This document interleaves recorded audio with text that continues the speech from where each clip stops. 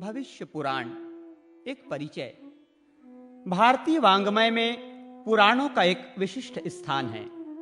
इनमें वेद के निगूढ़ अर्थों का स्पष्टीकरण तो है ही, कर्मकांड, उपासना कांड तथा ज्ञान कांड के सरलतम विस्तार के साथ साथ कथा वैचित्र के द्वारा साधारण जनता को भी गूढ़ से गूढ़तम तत्व को हृदयंगम करा देने की अपनी अपूर्व विशेषता भी है।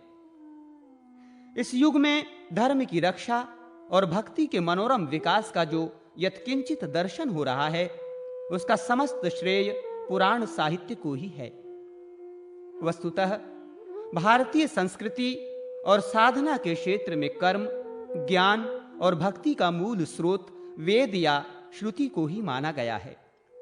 वेद अपौरुषेय, नित्य और स्वयं भगवान की शब्दमयी मूर्ति है। स्वरूपतः वे भगवान के साथ अभिन्न हैं, परंतु अर्थ की दृष्टि से वेद अत्यंत दुरूह भी है, जिनका वर्णन तपस्या के बिना नहीं किया जा सकता। व्यास, वाल्मीकि आदि ऋषि तपस्या द्वारा ईश्वर कृपा से ही वेद का प्रकृत अर्थ जान पाए थे। उन्होंने यह भी जाना था कि जगत के कल्याण के लिए वेद के निगूढ़ अर्थ का प्रचार करने की आवश्यकता है। इसलिए उन्होंने उसी अर्थ को सरल भाषा में पुराण, रामायण और महाभारत के द्वारा प्रकट किया। इसी से शास्त्रों में कहा गया है कि रामायण, महाभारत और पुराणों की सहायता से वेदों का अर्थ समझना चाहिए। इसके साथ ही इतिहास पुराणों को वेदों के समकक्ष पंचम वेद के रूप में माना गया है। छांदोग्योपनिषद में नारद जी ने सनत कुमार जी से कहा है, मैं ऋग्वेद, यजुर्वेद, सामवेद तथा चौथे अथर्ववेद और पांचवें वेद इतिहास पुराण को जानता हूं। इस प्रकार पुराणों की अनादिता, प्रामाणिकता तथा मंगलमयता का सर्वत्र उल्लेख है और वो सर्वथा सिद्ध तथा यथार्थ है। भगवान व्यासदेव ने प्राचीनतम पुराण का प्रकाश और प्रचार किया है। वस्तुतः पुराण अनादि और नित्य है। पुराणों में भक्ति, ज्ञान, वैराग्य, सदाचार तथा सकाम एवं निष्काम कर्म की महिमा के साथ साथ यज्ञ, व्रत, दान, तप, तीर्थ सेवन, देव पूजन, श्राद्ध तर्पण आदि शास्त्र विहित शुभ कर्मों में जन साधारण को प्रवृत्त करने के लिए उनके लौकिक एवं पारलौकिक फलों का भी वर्णन किया गया है। इनके अतिरिक्त पुराणों में अनन्यान्य कई विषयों का समावेश पाया जाता है। इसके साथ ही पुराणों की कथाओं में असंभव सी दिखने वाली कुछ बातें परस्पर विरोधी सी भी दिखलाई देती हैं, जिसे स्वल्प श्रद्धा वाले पुरुष काल्पनिक मानने लगते हैं, परंतु यथार्थ में ऐसी बात नहीं है। यह सत्य है कि पुराणों में कहीं कहीं न्यूनाधिकता हुई है एवं विदेशी एवं विधर्मियों के आक्रमण, अत्याचार से बहुत से अंश आज उपलब्ध भी नहीं हैं। इसी तरह कुछ अंश प्रक्षिप्त भी हो सकते हैं, परंतु इससे पुराणों की मूल महत्ता तथा प्राचीनता में कोई बाधा नहीं आती। भविष्य पुराण 18 महापुराणों के अंतर्गत एक महत्वपूर्ण सात्विक पुराण है। इसमें इतने महत्व के विषय भी हैं जिन्हें पढ़ सुनकर चमत्कृत होना पड़ता है। यद्यपि श्लोक संख्या में न्यूनाधिकता प्रतीत होती है। भविष्य पुराण के अनुसार इसमें 50,000 श्लोक होने चाहिए, जबकि वर्तमान में 28 सहस्र श्लोक भी इस पुराण में उपलब्ध हैं। कुछ अन्य पुराणों के अनुसार इसकी श्लोक संख्या 14.5 सहस्र होनी चाहिए। इससे यह प्रतीत होता है कि जैसे विष्णु पुराण की श्लोक संख्या विष्णु धर्मोत्तर पुराण को सम्मिलित करने से पूर्ण होती है, वैसे ही भविष्य पुराण में भविष्योत्तर पुराण सम्मिलित कर लिया जाता है, जो वर्तमान में भविष्य पुराण का उत्तर पर्व है। इस पर्व में मुख्य रूप से व्रत, दान एवं उत्सवों का ही वर्णन है। वस्तुतः भविष्य पुराण सौर प्रधान ग्रंथ है। इसके अधिष्ठात्र देव भगवान सूर्य हैं। वैसे भी सूर्य नारायण प्रत्यक्ष देवता हैं, जो पंच देवों में परिगणित हैं और अपने शास्त्रों के अनुसार पूर्ण ब्रह्मा के रूप में प्रतिष्ठित हैं। द्विज मात्र के लिए प्रातः, मध्याह्न एवं सायंकाल की संध्या में सूर्य देव को अर्घ्य प्रदान करना अनिवार्य है। इसके अतिरिक्त स्त्री तथा अन्य आश्रमों के लिए भी नियमित सूर्यार्घ्य देने की विधि बतलाई गई है। आधि भौतिक और आधि दैविक रोग, शोक, संताप आदि सांसारिक दुखों की निवृत्ति भी सूर्य उपासना से सिद्ध होती है। प्रायः पुराणों में शैव तथा वैष्णव पुराण ही अधिक प्राप्त होते हैं, जिन शिव और विष्णु की महिमा का विशेष वर्णन मिलता है, परंतु भगवान सूर्य देव की महिमा का विस्तृत वर्णन इसी पुराण में उपलब्ध है, जहां भगवान सूर्य नारायण को जगत सृष्टा, जगत पालक एवं जगत संहारक पूर्ण ब्रह्म परमात्मा के रूप में प्रतिष्ठित किया गया है। सूर्य के महनीय स्वरूप के साथ साथ उनके परिवार, उनकी अद्भुत कथाओं तथा उनकी उपासना पद्धति का वर्णन भी यहाँ उपलब्ध है। उनका प्रिय पुष्प क्या है, उनकी पूजा विधि क्या है, उनके आयुध, यौम के लक्षण तथा उनका महात्म्य, सूर्य नमस्कार और सूर्य प्रदक्षिणा की विधि और उसके फल, सूर्य को दीपदान की विधि और महिमा, उसके साथ ही सौर धर्म एवं दीक्षा की विधि आदि का महत्वपूर्ण वर्णन हुआ है। इसके साथ ही सूर्य के विराट स्वरूप का वर्णन, द्वादश मूर्तियों का वर्णन, सूर्यावतार तथा भगवान सूर्य की रथ यात्रा आदि का विशिष्ट प्रतिपादन हुआ है। सूर्य की उपासना में व्रतों की विस्तृत चर्चा मिलती है। सूर्य देव की प्रिय तिथि है सप्तमी, अतः विभिन्न फलश्रुतियों के साथ सप्तमी तिथि के अनेक व्रतों का और उनके उद्यापनों का यहाँ विस्तार से वर्णन हुआ है।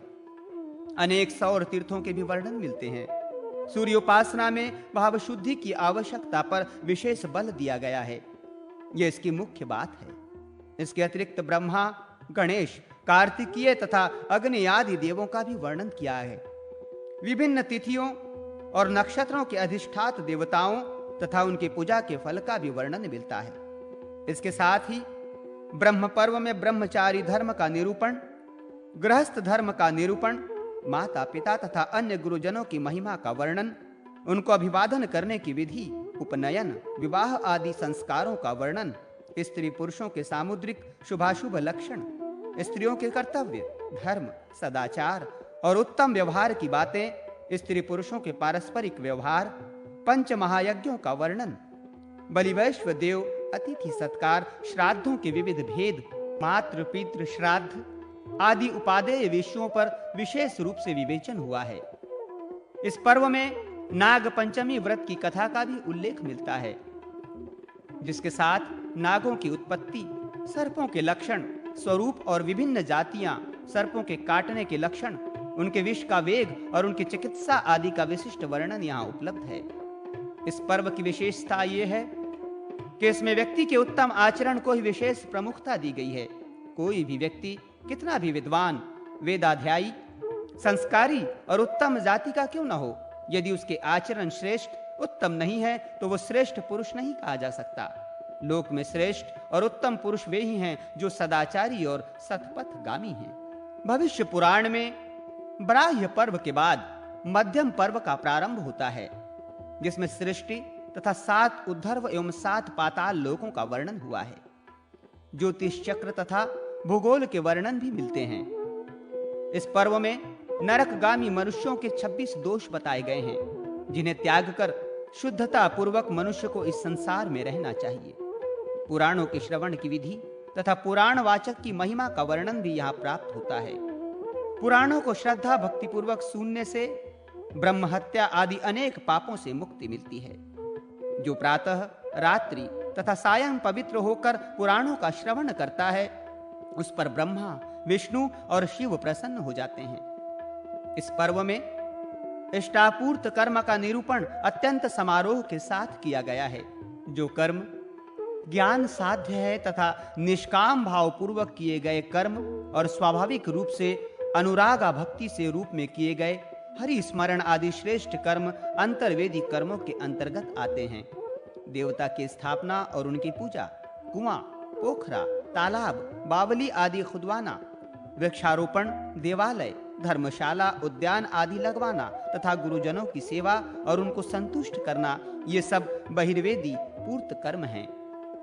देवालयों के निर्माण की विधि, देवताओं की प्रतिमाओं के लक्षण और उनकी स्थापना, प्रतिष्ठा की कर्तव्य विधि, देवताओं की पूजा पद्धति, उनके ध्यान और मंत्रों के ऋषि और छंद, इन सबों पर पर्याप्त विवेचन किया गया है।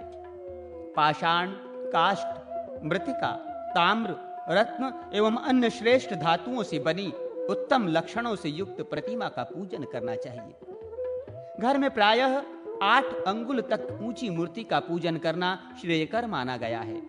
इसके साथ ही तालाब, पुष्करिणी, वापी तथा भवन आदि की निर्माण पद्धति, गृहवास्तु प्रतिष्ठा की विधि, गृहवास्तु में किन देवताओं की पूजा की जाए इत्यादि विषयों पर भी प्रकाश डाला गया है। वृक्षारोपण, विभिन्न प्रकार के वृक्षों की प्रतिष्ठा का विधान तथा गोचर भूमि की प्रतिष्ठा संबंधी चर्चाएं मिलती हैं। जो व्यक्ति छाया, फूल तथा फल देने वाले वृक्षों का रोपण करता है या मार्ग में तथा देवालय में वृक्षों को लगाता है, वो अपने पितरों को बड़े से बड़े पापों से तारता है और रोपण करता इस मनुष्य लोक में महती कीर्ति तथा शुभ परिणाम को प्राप्त करता है। जिसे पुत्र नहीं है उसके लिए वृक्ष ही पुत्र है। वृक्षारोपणकर्ता के लौकिक पारलौकिक कर्म वृक्ष ही करते रहते हैं तथा उसे उत्तम लोक प्रदान करते हैं। यदि कोई अश्वत्थ वृक्ष का आरोहण करता है तो वही उसके लिए 1 लाख पुत्रों से भी बढ़कर है। अशोक वृक्ष लगाने से कभी शोक नहीं होता। विल्व वृक्ष दीर्घ आयुष्य प्रदान करता है। इसी प्रकार अन्य वृक्षों के रोपण की विभिन्न फलश्रुतियां आई हैं। सभी मांगलिक कार्य निर्विघ्नता पूर्वक संपन्न हो जाएं तथा शांति भंग न हो, इसके लिए ग्रह शांति और शांतिप्रद अनुष्ठानों का भी इसमें वर्णन मिलता है। भविष्य पुराण के इस पर्व में कर्मकांड का भी विशद वर्णन प्राप्त होता है। विविध यज्ञों का विधान, कुंड निर्माण की योजना, भूमि पूजन, अग्नि संस्थान एवं पूजन, यज्ञादि कर्मों के मंडल निर्माण का विधान, कुशकंडिका विधि, होम द्रव्यों का वर्णन, यज्ञ पात्रों का स्वरूप और पूर्णाहुति की विधि, यज्ञादि कर्म में दक्षिणा का महात्म्य और कलश स्थापन आदि विविध विधानों का विस्तार पूर्वक वर्णन किया गया है। शास्त्र विहित यज्ञादि आदि दक्षिणा रहित एवं परिमाण विहीन कभी नहीं करना चाहिए। ऐसा यज्ञ कभी सफल नहीं होता। जिस यज्ञ का जो माप बतलाया गया है उसी के अनुसार करना चाहिए। इस क्रम में क्रौंच आदि पक्षियों के दर्शन का विशेष फल भी वर्णित हुआ है। मयूर, वृषभ, सिंह एवं क्रौंच और कपि का घर में, खेत में और वृक्ष पर भूल से भी दर्शन हो जाए तो उसको नमस्कार करना चाहिए। ऐसा करने से दर्शक के अनेक जन्मों के पाप नष्ट हो जाते हैं और उनके दर्शन मात्र से धन तथा आयु की वृद्धि होती है। कोई भी कर्म, देव कर्म या पितृ कर्म नियत समय पर किए जाने पर काल के आधार पर ही पूर्ण रूपेण फलप्रद होते हैं। समय के बिना ही की गई क्रियाओं का कोई फल नहीं होता। अतः काल विभाग, मास विभाजन, तिथि निर्णय एवं वर्ष भर के विशेष पर्वों तथा तिथियों के पुण्यप्रद कृत्यों का विवेचन भी इस पर्व में सांगोपांग रूप से संपन्न हुआ है, जो सर्वसाधारण के लिए उपयोगी भी है। अपने यहाँ गोत्र प्रवर को जाने बिना किया गया कर्म विपरीत फलदायी होता है। समान गोत्र में विवाह आदि संबंधों का निषेध है। अतः गोत्र प्रवर की परंपरा को जानना अत्यंत आवश्यक है। अपने अपने गोत्र प्रवर को पिता, आचार्य तथा शास्त्र द्वारा जानना चाहिए। इन सारी प्रक्रियाओं का विवेचन यहाँ उपलब्ध है। भविष्य पुराण में मध्यम पर्व के बाद प्रतिसर्ग पर्व 4 खंडों में है। प्रायः अन्य पुराणों में सत्ययुग, त्रेता और द्वापर के प्राचीन राजाओं के इतिहास का वर्णन मिलता है, परंतु भविष्य पुराण में इन प्राचीन राजाओं के साथ साथ कलयुगी अवारचीन राजाओं का आधुनिक इतिहास भी मिलता है। वास्तव में भविष्य पुराण के भविष्य नाम की सार्थकता प्रतिसर्ग पर्व में भी चरितार्थ हुई दिखती है। प्रतिसर्ग पर्व के प्रथम खंड में सतयुग के राजाओं के वंश का परिचय, त्रेतायुग के सूर्य एवं चंद्र राजवंशों का वर्णन, द्वापर युग के चंद्रवंशीय राजाओं के वृत्तांत वर्णित हैं। इसके बाद मलेच्छ वंशीय राजाओं का वर्णन है। प्रारंभ में राजा प्रद्युत्य ने कुरुर क्षेत्र में यज्ञ करके मलेच्छों का विनाश किया था, परंतु कलि ने स्वयं मलेच्छ रूप से राज्य किया तथा भगवान नारायण को अपनी पूजा से प्रसन्न कर वरदान प्राप्त किया। नारायण ने कलि से कहा कि कई दृष्टियों से अन्य युगों की अपेक्षा तुम श्रेष्ठ हो, अतः तुम्हारी इच्छा पूर्ण होगी। इस वरदान के प्रभाव से आदम नाम के पुरुष और हव्ययती हव्वा नाम की पत्नी से मलेच्छ वंशों की वृद्धि हुई। कलयुग के 3000 वर्ष व्यतीत होने पर विक्रमादित्य का आविर्भाव होता है। इसी समय रुद्र किंकर वैताल का आगम होता है, जो विक्रमादित्य को कुछ कथाएं सुनाता है और इन कथाओं के व्याज से राजनीतिक और व्यावहारिक शिक्षा भी प्रदान करता है। वैताल द्वारा कही गई इन कथाओं का संग्रह वैताल पंचविंशति अथवा वैताल 25 के नाम से लोक में प्रसिद्ध है। इसके बाद श्री सत्यनारायण व्रत की कथा का वर्णन है। भारतवर्ष में सत्यनारायण व्रत कथा अत्यंत लोकप्रिय है और इसका प्रचार प्रसार भी सर्वाधिक है।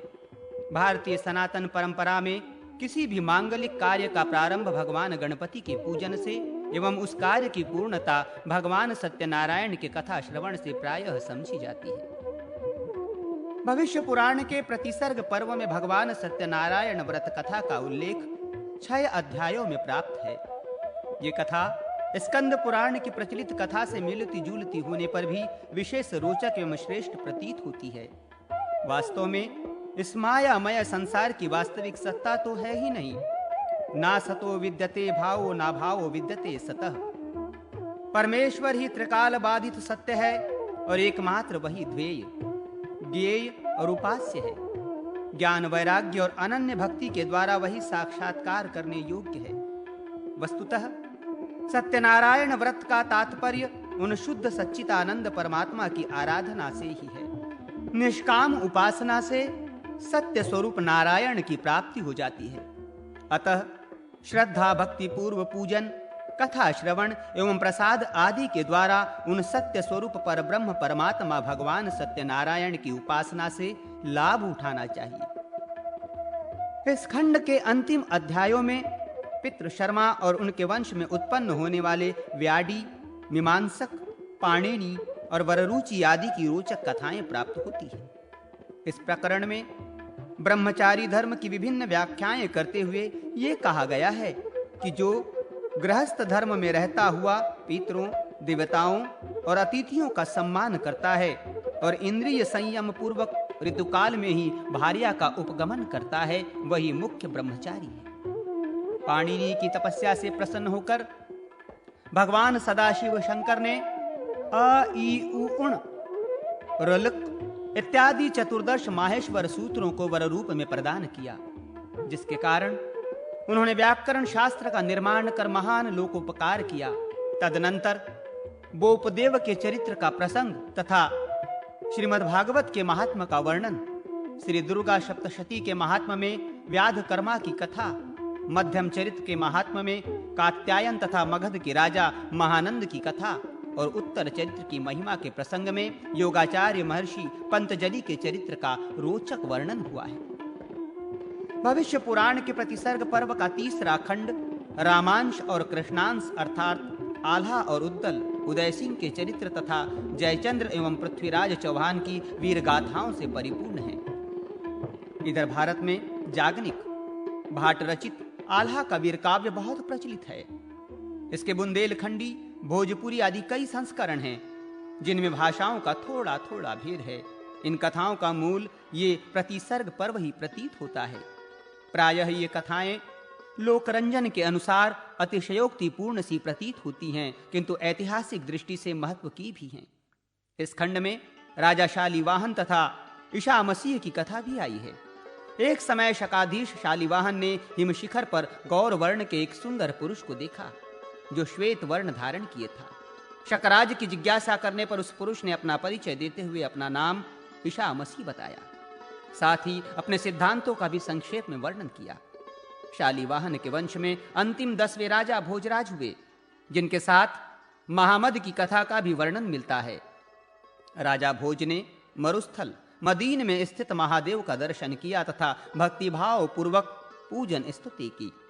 भगवान शिव ने प्रकट होकर मलेच्छों से दूषित उस स्थान को त्याग कर महाकालेश्वर तीर्थ में जाने की आज्ञा प्रदान की। तदनंतर देशराज एवं वत्सराज आदि राजाओं के आविर्भाव की कथा तथा इनके वंश में होने वाले कौरवांश एवं पांडवांश के रूप में उत्पन्न राजवंशों का विवरण प्राप्त होता है। कौरवांशों की पराजय और पांडवांशों की विजय होती है। पृथ्वीराज चौहान को वीरगति प्राप्त होने के उपरांत सहुद्दीन मोहम्मद गोरी के द्वारा कौतुकोद्दीन को दिल्ली का शासन सौंपकर इस देश से धन लूट कर ले जाने का विवरण प्राप्त होता है। प्रतिसर्ग पर्व का अंतिम चतुर्थ खंड है, जिसमें सर्वप्रथम कलयुग में उत्पन्न आंध्र वंशीय राजाओं के वंश का परिचय मिलता है।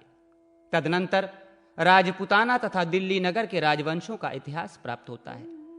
राजस्थान के मुख्य नगर अजमेर की कथा मिलती है। अजन्मा अज ब्रह्मा के द्वारा रचित होने पर तथा मां लक्ष्मी रमा के शुभागमन से रम्य या रमणीय इस नगरी का नाम अजमेर हुआ है। इसी प्रकार राजा जयसिंह ने जयपुर को बसाया, जो भारत का सर्वाधिक सुंदर नगर माना जाता है।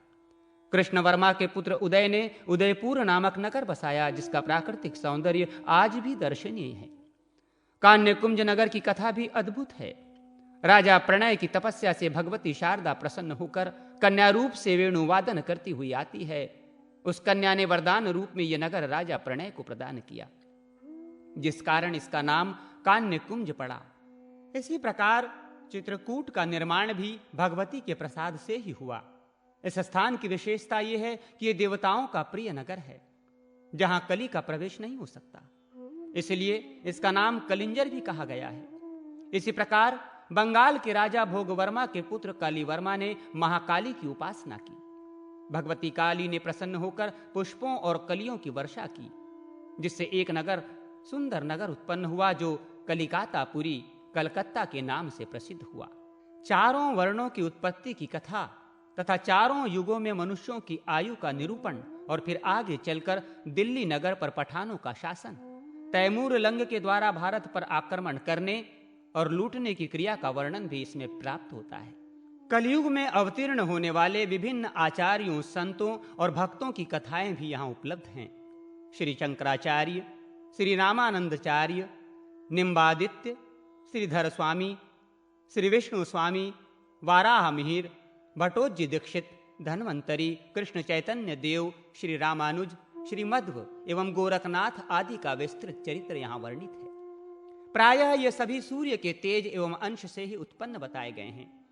भविष्य पुराण में इन्हें द्वादशादित्य के अवतार के रूप में प्रस्तुत किया गया है। कलयुग में धर्म रक्षार्थ इनका आविर्भाव होता है और विभिन्न संप्रदायों की स्थापना में इनका योगदान है। इन प्रसंगों में प्रमुखता चैतन्य महाप्रभु को दी गई है। ऐसा भी प्रतीत होता है कि श्री कृष्ण चैतन्य ने ब्रह्मसूत्र, गीता या उपनिषद किसी पर भी सांप्रदायिक दृष्टि से भाष्य की रचना नहीं की थी और न किसी संप्रदाय की ही अपने समय में स्थापना की थी। उदार भाव से नाम और गुण कीर्तन में विभोर रहते थे। भगवान जगन्नाथ के द्वार पर ही खड़े होकर उन्होंने अपनी जीवन लीला को विग्रह में लीन कर दिया। साथ ही यहाँ संत सूरदास जी, तुलसीदास जी, कबीर, नरसी, पीपा, नानक, रैदास, नामदेव, रंकण, धन्ना भगत आदि की कथाएं भी हैं। आनंद, गिरि, पुरी, वन, आश्रम, पर्वत, भारती एवं नाथ आदि 10 नामी साधुओं की व्युत्पत्तियों का कारण भी लिखा है। भगवती महाकाली तथा डुंडीराज की उत्पत्ति की कथा भी मिलती है। भगवान गणपति को यहाँ परम ब्रह्म रूप में चित्रित किया गया है। भूत भावन सदाशिव की तपस्या से प्रसन्न होकर भगवती पार्वती के पुत्र रूप में जन्म लेने का उन्हें वर प्रदान किया है। तदनंतर उन्होंने भगवान शिव के पुत्र रूप में अवतार धारण किया। इसमें रावण एवं कुंभकर्ण के जन्म की कथा, रुद्रावतार श्री हनुमान जी की रोचक कथा भी मिलती है। केसरी जी की पत्नी अंजनी के गर्भ से श्री हनुमत लाल जी अवतार धारण करते हैं। आकाश में उगते हुए लाल सूर्य को देखकर फल समझकर उसे निगलने का प्रयास करते हैं। सूर्य के अभाव में अंधकार देखकर इंद्र ने उनकी हनु ठुड्डी पर वज्र से प्रहार किया, जिससे हनुमान की ठुड्डी टेढ़ी हो जाती है और वे पृथ्वी पर गिर पड़ते हैं, जिससे उनका नाम हनुमान पड़ा। इसी बीच रावण उनकी पूंछ पकड़कर लटक जाता है, फिर भी उन्होंने सूर्य को नहीं छोड़ा। 1 वर्ष तक रावण से युद्ध होता रहा। अंत में रावण के पिता विश्रवा मुनि वहां आते हैं और वैदिक स्रोतों से हनुमान जी को प्रसन्न कर रावण का पिंड छुड़ाते हैं। तदनंतर ब्रह्मा जी के प्रादुर्भाव तथा सृष्टि और उत्पत्ति की कथा एवं शिव पार्वती के विवाह का वर्णन हुआ है। अंतिम अध्यायों में मुगल बादशाहों तथा अंग्रेज शासकों की भी चर्चा हुई है। मुगल बादशाहों में बाबर, हुमायूं, अकबर, शाहजहां, जहांगीर, औरंगजेब आदि प्रमुख शासकों का वर्णन मिलता है। छत्रपति शिवाजी की वीरता का भी वर्णन प्राप्त है। इसके साथ ही विक्टोरिया के शासन और उसके पार्लियामेंट का भी उल्लेख है। विक्टोरिया को यहां विक्टावटी के नाम से कहा गया है। कलयुग के अंतिम चरण में नरकों के भर जाने की गाथा भी मिलती है। सभी नरक मनुष्यों से परिपूर्ण हो जाते हैं तथा नरकों में अजीर्णता आ जाती है। अंत में कलयुग के सामान्य धर्म के वर्णन के साथ इस पर्व का उपसंहार किया गया है। इस पुराण का अंतिम पर्व है उत्तर पर्व। उत्तर पर्व में मुख्य रूप से व्रत, दान और उत्सवों के वर्णन प्राप्त होते हैं। व्रतों की अद्भुत श्रृंखला का प्रतिपादन यहां हुआ है। प्रत्येक तिथियों, मासों एवं नक्षत्रों के व्रतों तथा उन तिथियों आदि के अधिष्ठात्र देवताओं का वर्णन, व्रत की विधि और उनकी फलश्रुतियों का बड़े विस्तार से प्रतिपादन किया गया है। उत्तर पर्व के प्रारंभ में श्री नारद जी को भगवान श्री नारायण विष्णु माया का दर्शन कराते हैं। किसी समय नारद मुनि ने श्वेत द्वीप में भगवान नारायण का दर्शन कर उनकी माया को देखने की इच्छा प्रकट की। नारद जी के बार बार आग्रह करने पर श्री नारायण नारद के साथ जम्बू द्वीप में आए और मार्ग में एक वृद्ध ब्राह्मण का रूप धारण कर लिया। विदिशा नगरी में धन धान्य से समृद्ध, उद्यमी, पशुपालन में तत्पर, कृषि कार्य को भलीभांति करने वाला शीरभद्र नामक एक वैश्य निवास करता था। वे दोनों सर्वप्रथम उसी के घर गए। उस वैश्य ने उनका यथोचित सत्कार कर भोजन के लिए पूछा। ये सुनकर वृद्ध ब्राह्मण रूपधारी भगवान ने हंसकर कहा, तुमको अनेक पुत्र पौत्र हो, तुम्हारी खेती और पशुधन की नित्य वृद्धि हो, ये मेरा आशीर्वाद है। यह कहकर वे दोनों वहां से चल पड़े। मार्ग में गंगा तट पर गांव में गोस्वामी नामक एक दरिद्र ब्राह्मण रहता था। वे दोनों उसके पास पहुंचे। वो अपनी खेती आदि की चिंता में लगा था। भगवान ने उससे कहा, हम तुम्हारे अतिथि हैं और भूखे हैं, अतः भोजन कराओ। उस ब्राह्मण ने दोनों को अपने घर पर लाकर स्नान, भोजन आदि कराया। अनंतर उत्तम शैया पर शयन आदि की व्यवस्था की। प्रातः उठकर भगवान ने ब्राह्मण से कहा, हम तुम्हारे घर में सुखपूर्वक रहे, परमेश्वर करे तुम्हारी खेती निष्फल हो, तुम्हारी संतति की वृद्धि न हो। इतना कहकर वे वहां से चले गए। ये देखकर नारद जी ने आश्चर्यचकित होकर पूछा, भगवान, वैश्य ने आपकी कुछ भी सेवा नहीं की, परंतु आपने उसे उत्तम वर दिया, किंतु इस ब्राह्मण ने श्रद्धा से आपकी बहुत सेवा की, फिर भी उसे आपने आशीर्वाद के रूप में शाप ही दिया। ऐसा आपने क्यों किया? भगवान ने कहा, नारद, वर्ष भर मछली पकड़ने से जितना पाप होता है, एक दिन हल जोतने से उतना ही पाप होता है। वो वैश्य अपने पुत्र पौत्रों के साथ इसी कृषि कार्य में लगा हुआ है। हमने न तो उसके घर में विश्राम किया और न भोजन ही किया। इस ब्राह्मण के घर में भोजन और विश्राम किया। इस ब्राह्मण को ऐसा आशीर्वाद दिया जिससे ये जगत जाल में न फंसकर मुक्ति को प्राप्त कर सके। इस प्रकार बातचीत करते हुए वे दोनों आगे बढ़ने लगे। आगे चलकर भगवान ने नारद जी को कान्य कुंज के सरोवर में अपनी माया से स्नान कराकर एक सुंदर स्त्री का स्वरूप प्रदान किया तथा एक राजा से विवाह कराकर पुत्र पौत्रों से संपन्न जगत जाल की माया में लिप्त कर दिया तथा कुछ समय बाद पुनः नारद जी को अपने स्वाभाविक रूप में लाकर भगवान अंतर्निहित हो गए। नारद जी ने अनुभव किया कि इस माया के प्रभाव से संसार के जीव पुत्र, स्त्री, धन आदि में आसक्त हो रोते गाते हुए अनेक प्रकार की चेष्टाएं करते हैं। अतः मनुष्य को इससे सावधान रहना चाहिए। इसके बाद संसार के दोषों का विस्तार पूर्वक वर्णन किया गया है। महाराज युधिष्ठिर भगवान श्री कृष्ण से प्रश्न करते हैं, यह जीव किस कर्म से देवता, मनुष्य और पशु आदि योनियों में उत्पन्न होता है? शुभ और अशुभ फल का भोग वो कैसे करता है?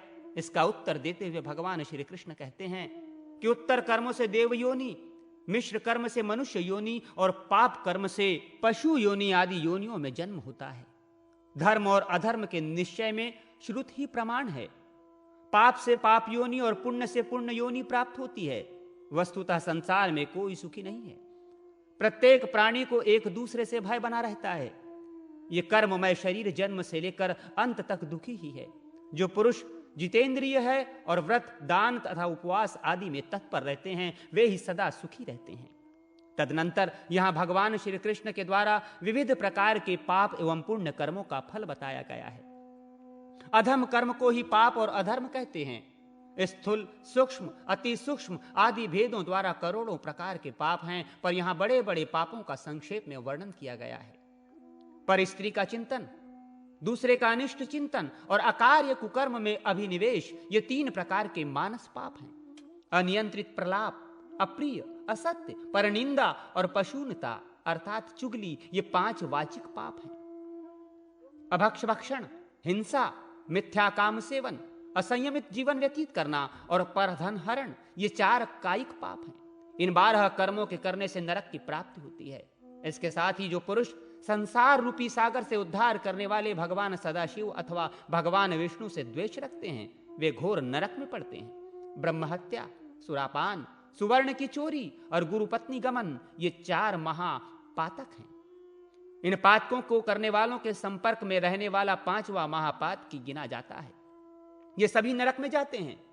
इनके अतिरिक्त कई प्रकार के उपपातकों का भी वर्णन आया है, जिनका फल दुख और नरक गमन ही है। इसलिए बुद्धिमान मनुष्य शरीर को नश्वर जानकर लेश मात्र भी पाप न करे। पाप से अवश्य ही नरक भोगना पड़ता है। पाप का फल दुख है और नरक से बढ़कर अधिक दुख कहीं नहीं है। पापी मनुष्य नरकवास के अनंतर फिर पृथ्वी पर वृक्ष आदि अनेक प्रकार की स्थावर योनियों में जन्म ग्रहण करते हैं और अनेक कष्ट भोगते हैं। अनंतर कीट, पतंग, पक्षी, पशु आदि अनेक योनियों में जन्म लेते हुए अति दुर्लभ मनुष्य जन्म पाते हैं। स्वर्ग एवं मोक्ष देने वाला मनुष्य जन्म पाकर ऐसा कर्म करना चाहिए जिससे नरक न देखना पड़े। यह मनुष्य योनि देवताओं तथा असुरों के लिए भी अत्यंत दुर्लभ है। धर्म से ही मनुष्य का जन्म मिलता है। मनुष्य जन्म पाकर उसे धर्म की वृद्धि करनी चाहिए। जो अपने कल्याण के लिए धर्म का पालन नहीं करता है, उसके समान मूर्ख कौन होगा। यह देश सभी देशों में उत्तम है। बहुत पुण्य से प्राणी का जन्म भारतवर्ष में होता है। इस देश में जन्म पाकर जो अपने कल्याण के लिए सत्कर्म करता है, वही बुद्धिमान है। जिसने ऐसा नहीं किया, उसने अपने आत्मा के साथ वंचना की। जब तक ये शरीर स्वस्थ है, तब तक जो कुछ पुण्य बन सके कर लेना चाहिए। बाद में कुछ भी नहीं हो सकता। दिन रात के बहाने नित्य आयु के ही अंश खंडित हो रहे हैं। फिर भी मनुष्यों को बोध नहीं होता कि एक दिन मृत्यु आ पहुंचेगी और इन सभी सामग्रियों को छोड़कर अकेले चला जाना पड़ेगा। फिर अपने हाथ से ही अपनी संपत्ति सत्पात्रों को क्यों नहीं बांट देते। मनुष्य के लिए दान ही पाथेय अर्थात रास्ते के लिए भोजन है। जो दान करते हैं वे सुख पूर्वक जाते हैं।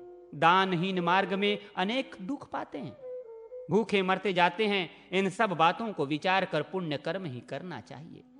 पुण्य कर्मों से देवत्व प्राप्त होता है और पाप करने से नरक की प्राप्ति होती है। जो सत्पुरुष सर्वात्म भाव से श्री परमात्मा प्रभु की शरण में जाते हैं, वे पद्म पत्र पर स्थित जल की तरह पापों से लिप्त नहीं होते। इसलिए द्वंद्व से छूटकर भक्ति पूर्वक ईश्वर की आराधना करनी चाहिए तथा सभी प्रकार के पापों से निरंतर बचना चाहिए। भगवान श्री कृष्ण युधिष्ठिर से कहते हैं कि यहां भीषण नरकों का जो वर्णन किया गया है, उसे व्रत उपवास रूपी नौका से पार किया जा सकता है। प्राणी को अति दुर्लभ मनुष्य जन्म पाकर ऐसा कर्म करना चाहिए जिससे पश्चाताप न करना पड़े और यह जन्म भी व्यर्थ न जाए और फिर जन्म भी न लेना पड़े। जिस मनुष्य की कीर्ति दान, व्रत, उपवास आदि की परंपरा बनी है, वो परलोक में उन्हीं कर्मों के द्वारा सुख भोगता है। व्रत तथा स्वाध्याय न करने वाले की कहीं भी गति नहीं है। इसके विपरीत व्रत स्वाध्याय करने वाले पुरुष सदा सुखी रहते हैं। इसलिए व्रत स्वाध्याय अवश्य करना चाहिए। इस पर्व में अनेक व्रतों की कथा, महात्म्य, विधान तथा फलश्रुतियों का वर्णन किया गया है। साथ ही व्रतों के उद्यापन की विधि भी बताई गई है। एक एक तिथियों में कई व्रतों का विधान है।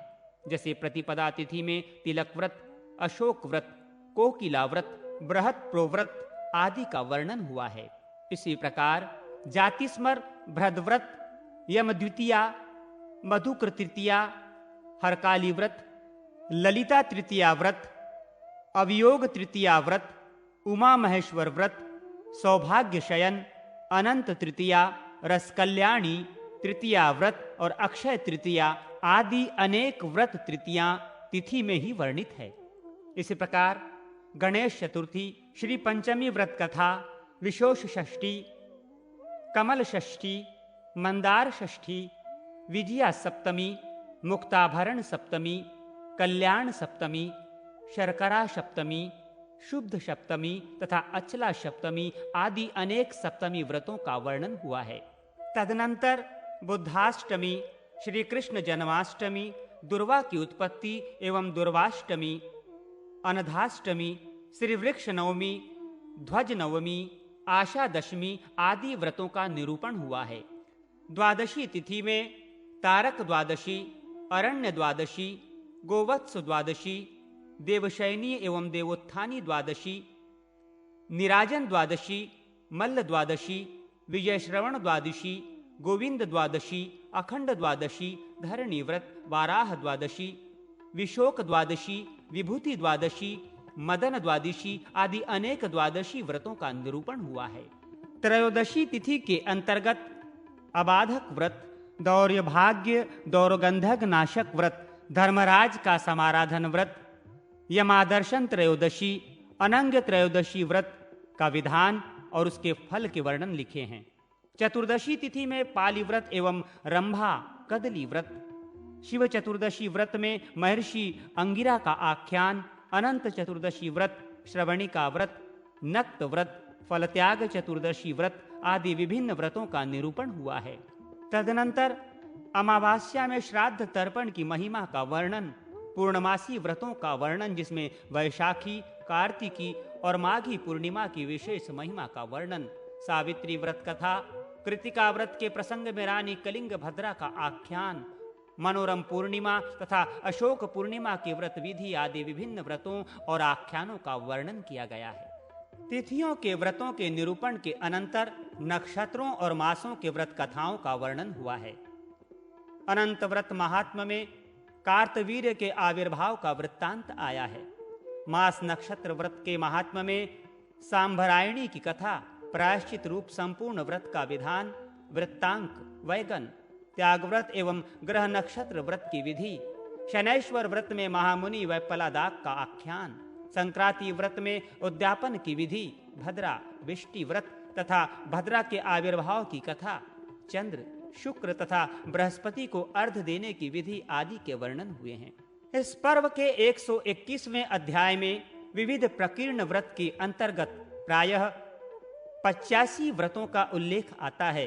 तदनंतर माघ स्नान का विधान, स्नान तर्पण विधि, रुद्र स्नान की विधि, सूर्य चंद्र ग्रहण में स्नान का महात्म्य आदि के वर्णन प्राप्त होते हैं।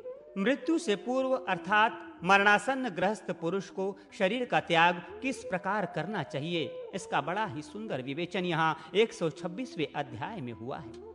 जब पुरुष को ये मालूम हो कि मृत्यु समीप आ गई है तो उसे सब ओर से मन हटाकर गरुड़ ध्वज भगवान विष्णु का अथवा अपने इष्ट देव का स्मरण करना चाहिए। स्नान से पवित्र होकर श्वेत वस्त्र धारण करके सभी उपचारों से नारायण की पूजा कर स्रोतों से स्तुति करे।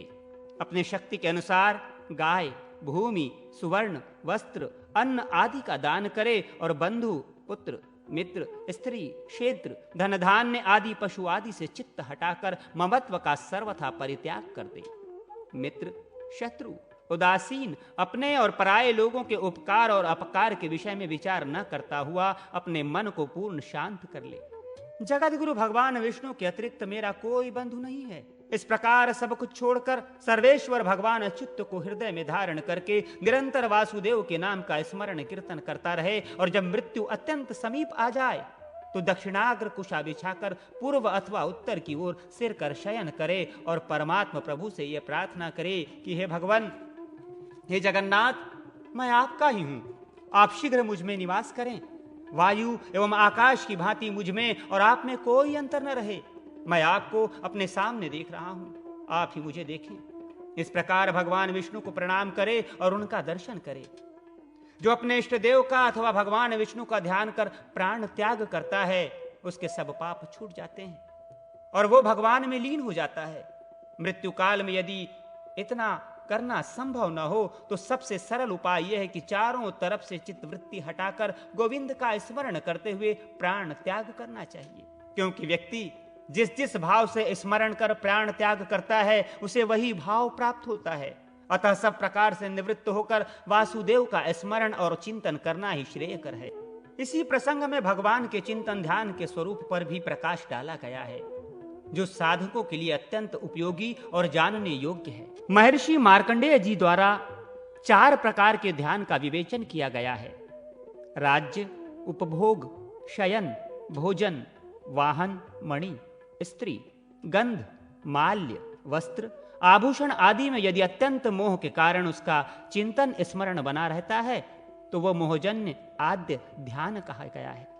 इस ध्यान से तिर्यक योनि तथा अधोगति की प्राप्ति होती है।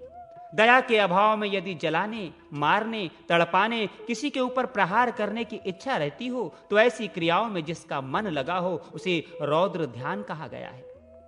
इस ध्यान से नरक प्राप्त होता है। वेदार्थ के चिंतन, इंद्रिय के उपशमन, मोक्ष की चिंता, प्राणियों के कल्याण की भावना आदि करना धर्म ध्यान है। धर्म ध्यान से स्वर्ग की अथवा दिव्यलोक की प्राप्ति होती है। समस्त इंद्रियों का अपने अपने विषयों से निवृत्त हो जाना, हृदय में इष्ट अनिष्ट किसी का भी चिंतन नहीं होना और आत्म स्थित होकर एकमात्र परमेश्वर का चिंतन करते हुए परमानिष्ठ हो जाना, ये शुक्ल ध्यान का स्वरूप है। इस ध्यान से मोक्ष की प्राप्ति अथवा भगवत प्राप्ति हो जाती है। इसलिए ऐसा प्रयत्न करना चाहिए कि कल्याणकारी शुक्ल ध्यान में ही चित्त स्थिर हो जाए। इस प्रकरण के बाद दान की महिमा एवं विभिन्न उत्सवों का वर्णन आया है। सर्वप्रथम दीपदान की महिमा में रानी ललिता के आख्यान का तथा वृषोत्सर्ग की महिमा का वर्णन हुआ है। अनंतर कन्यादान के महत्व पर प्रकाश डाला गया है। आभूषणों से अलंकृत कन्या को अपने वर्ण और जाति में दान करने की अत्यधिक महिमा बताई गई है। अनाथ कन्या के विवाह करने का भी विशेष फल कहा गया है।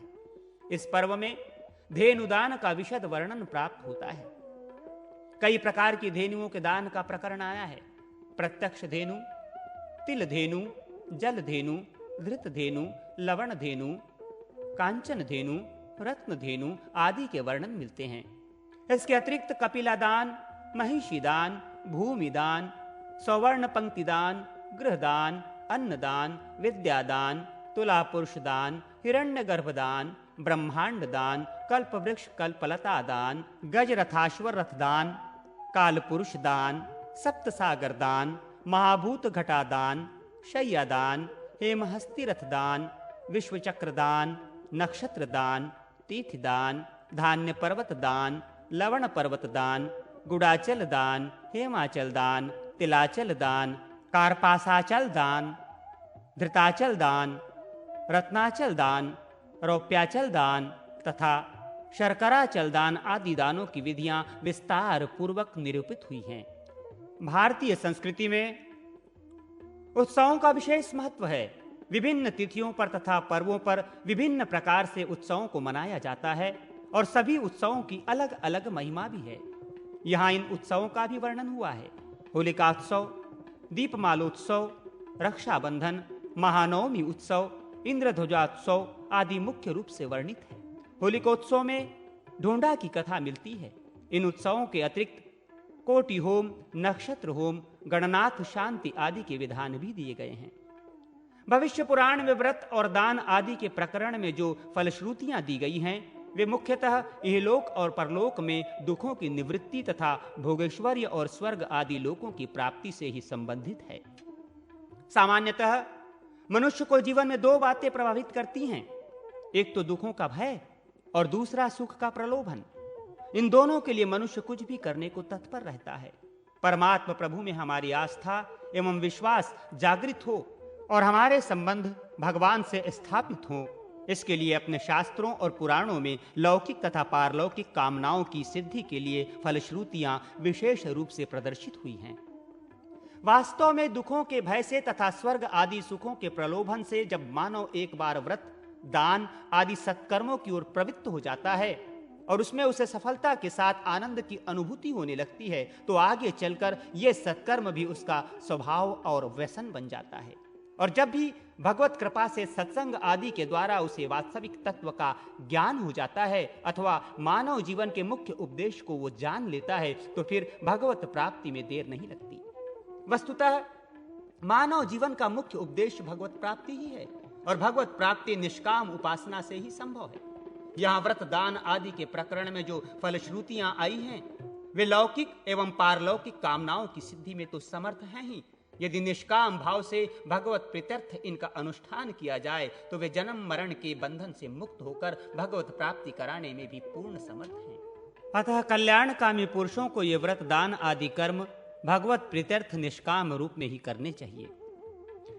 एक बात और ध्यान देने की है जो बुद्धिवादी लोगों की दृष्टि में प्रायः खटकती है, वो ये है कि पुराणों में जहां जिस देवता, व्रत, दान और तीर्थ का महत्व बतलाया गया है वहां उसी को सर्वोपरि माना है और अन्य सब के द्वारा उसकी स्तुति कराई गई है। गहराई से विचार न करने पर यह बात विचित्र सी प्रतीत होती है, परंतु इसका तात्पर्य यह है कि भगवान का यह लीला अभिनय ऐसा आश्चर्यमय है कि इसमें एक ही परिपूर्ण भगवान विभिन्न विचित्र लीला व्यापार के लिए और विभिन्न रुचि, स्वभाव तथा अधिकार संपन्न साधकों के कल्याण के लिए अनंत विचित्र रूपों में नित्य प्रकट है। भगवान के ये सभी रूप नित्य, पूर्णतम और सच्चिदानंद स्वरूप हैं। अपनी अपनी रुचि और निष्ठा के अनुसार जो जिस रूप और नाम को इष्ट बनाकर भजता है वो उसी दिव्य नाम और रूप में समस्त रूपमय भगवान को प्राप्त कर लेता है, क्योंकि भगवान के सभी रूप पूर्णतम हैं और उन समस्त रूपों में एक ही भगवान लीला कर रहे हैं। व्रतों तथा दान आदि के संबंध में भी यही बात है। अतएव श्रद्धा एवं निष्ठा की दृष्टि से साधक के कल्याणार्थ जहां जिसका वर्णन है वहां उसको सर्वोपरि बताना युक्ति युक्त ही है और परिपूर्णतम भगवत सत्ता की दृष्टि से सत्य तो है ही। तीर्थों की बात यह है कि भगवान के विभिन्न नाम रूपों की उपासना करने वाले संतों, महात्माओं और भक्तों ने अपनी कल्याणमयी संत साधना के प्रताप से विभिन्न रूपमय भगवान को अपनी अपनी रुचि के अनुसार नाम रूप में अपने ही साधन स्थान में प्राप्त कर लिया और वहीं उनकी प्रतिष्ठा की।